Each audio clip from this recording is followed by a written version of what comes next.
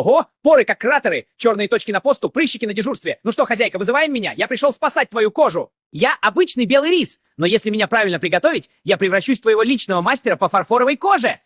Он мягко шлифует кожу и сужает поры без ожогов и паники. Добавь холодное молоко, я выравниваю тон и делаю лицо гладким, как фильтр. Только настоящим. Ложка меда, и я питаю, а не сушу. А ты все еще веришь банке с надписью «премиум»? 3 ложки риса в пудру, 2 ложки холодного молока, 1 ложка меда. Сделай пасту, а не суп. Нанеси плотно и молчи 15 минут. Если будешь болтать или смеяться, сломай весь эффект. Сохрани рецепт и напиши в комментариях, ты за натуральное или за баночки по цене айфона.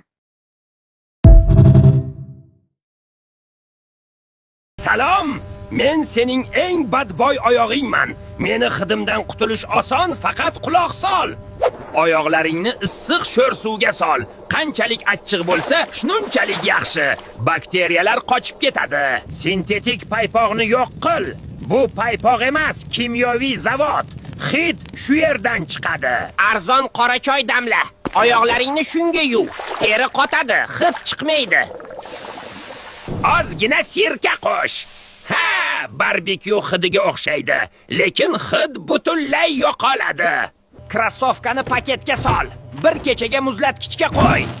Bakteriyalar o'zini Sibirga tushib qolgandek his qiladi. Kuniga 2 marta kir sovun bilan yuv. Kir sovun bakteriyalarning qotilidir. Hid yo'q bo'lsa, like bos, obuna bo'l. Agar ayol 14 kun davomida har kuni limon va asal yesa, tanasida nimalar o'zgaradi? Birinchi kun hazm qilish yaxshilanadi va shishlar kamayadi. 5-kun immunitet yaxshilanadi va teri yaltiray boshlaydi. 10-kun hazm qilish faoliyati yaxshilanib, yallig'lanishlar yo'qoladi va energiya oshadi. 14-kunga kelib esa immunitet mustahkamlanadi, teri tiniqlashadi va uyqu sifati yaxshilanadi. Men ukropman, men bilan faqat tarelka bezatma. Menda antioksidantlar juda ko'p. Meni ko'proq iste'mol qilsang, vitamin C beraman va qand kasalligini nazorat qilaman.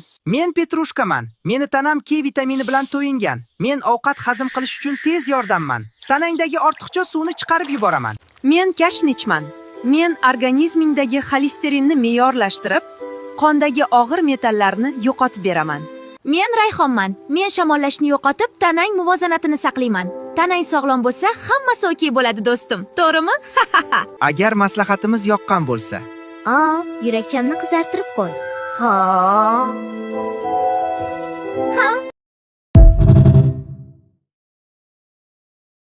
Voy miya. Xona issiq bo'lishiga qaramay, oyog'imiz lo'killab muzlay yotibdi. Nega doim shunaqa sovqotamiz, a? Birinchidan, qalqonsimon bez juda sekin ishlaydi. Agar u uxlasa, barcha moddalar almashuvi va issiqlik ishlab chiqarilishi sekinlashadi. Ikkinchidan, temir moddasi deyarli 0 ga tushib qolgan. Agar qonda temir moddasi yetishmasa, u bizni isitish uchun yetarli kislorodni tashay olmaydi. Obbo. Demak, ayb qishda emas ekanda? Eshityapsanmi, xo'jayin? Senga 3-paypoq emas, senga analiz kerak. Bu oilaviy dorixonadan bebaho maslahatlar edi.